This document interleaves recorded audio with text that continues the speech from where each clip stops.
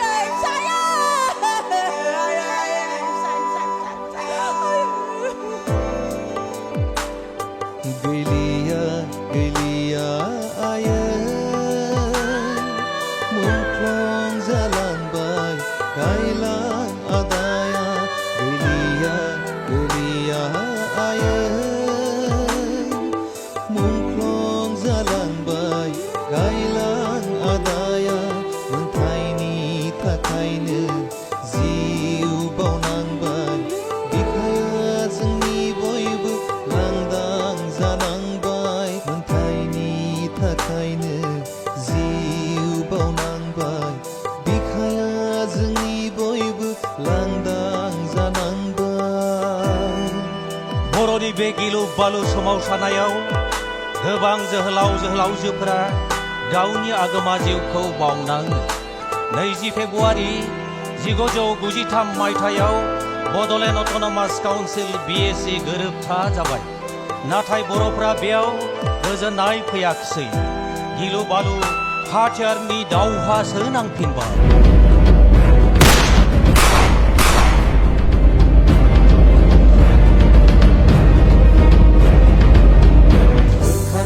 हानजा हानजा जोहोलाव जोहोलावजो हारिनि मोन्थाइखौ जाफुंसार होनो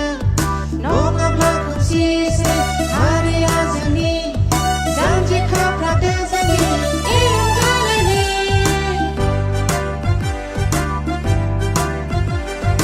ओंखार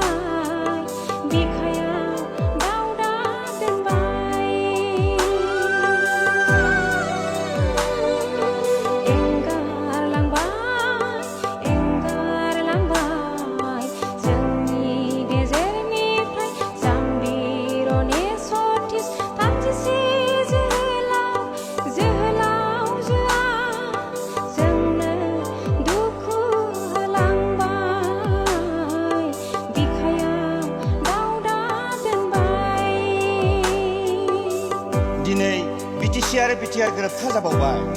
जोंनि कार्बि आंलंनि बर'फोरनि मोन्थाया लेखा बिलाइयावनो थाबाय नै महामाया हाजो नोंबोथ' नुदोंमोन ना बर'नि सोमावसारनायखौ नै हरखाथि दैसा नोंबो साखि दङना कार्बि आंलंआव थानाय बर'फोरनि सुखु दुखुनि फोरमायनानै हो जोंनि जारिमिनखौ बे 21 मुगानि बर' फिसाफोरनो नोंसोर खौसे जा बर'फोर खौसे जा दाबो सम दंबावो मानोना जोंनि सोमावसारनायनि मोन्थाया दाबोनो जोबनानै थाङाखै गावजों गाव राजखान्थिनि एना एनिखौ ज्राब गारदो गुबुना हनै जोंखौ खैसारसो साफिनबावबाय नङाब्ला बड'फानि सिमाङा सिमाङैनो थालांगोन फै जों बयबो खौसे जानि खौसे जादो बयबो खौसे जादो खौसेयानो जोंनि देरहासार फुंखा खौसे जादो बयबो खौसे जादो खौसेयानो जोंनि देरहासार फुंखा गावस्रानाया जेननायनिसो बे दिन्थिखा मोनफैबाय खाथियावनो जोंनि थांखिया गावस्रानाया जेननायनिसो बे दिन्थिखा मोनफैबाय खाथियावनो जोंनि थांखिया मोनफैबाय खाथियावनो जोंनि थांखिया मोनफैबाय खाथियावनो जोंनि थांखिया